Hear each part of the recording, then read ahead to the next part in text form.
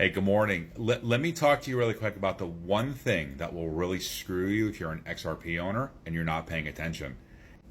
If you understand what you hold in XRP, if you really, really understand what you hold, you'll understand that a person, was never really supposed to own it. You own it now, but let's say this, because it's used by banks. Banks are not people. Banks are trusts. Keep that in mind. This was designed for banks, and the government then decides to write codes and regulations and laws that this is a banking asset and you're not a bank. They could very easily write something into the law that says any person that owns XRP can't own it. Just like in 1933 when they confiscated all the gold, you weren't allowed to own it. But in 1933 they confiscated a lot of the gold.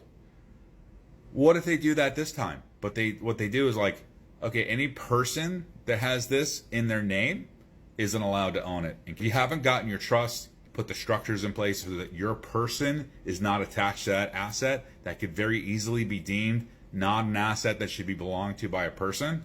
So that video I recorded last year got like 220,000 views. If you want to watch it, it's pinned in my profile. It says Think Things Through, and it talks about this stuff. And as time goes on, more and more becomes obvious on how simple something like that can actually happen. Here's how I see that happening. Like, how do they get it away from you? Because people have asked me, can they confiscate it?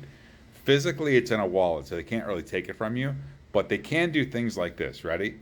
Crypto is already, and has been for years, considered as property by the IRS, so just so you can file taxes for it. It's already been acknowledged that crypto is property by not only the IRS, but also international entities like India High Court deemed it as property as well. Once everything gets moving, all the government regulations and the things that are designed to hold you back start kicking in, it's property. Think about it.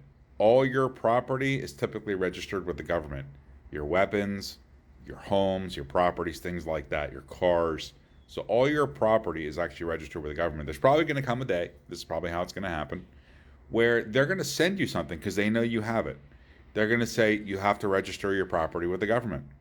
And by then it'll be too late, by the way. The minute you have to register, they're going to see that you're not supposed to own it and force a buyback. That's kind of how I see that happen, because it's usually a lot simpler than this big, we're going to come to your door and steal your wallet kind of shit. It's like, it's property. They're probably going to force you or require you to register your property with the government. And the minute you register as a person, because you never put it in a trust, because you didn't put it into the right entity when you go and register for it, they're going to force you to sell it back. Just a thought.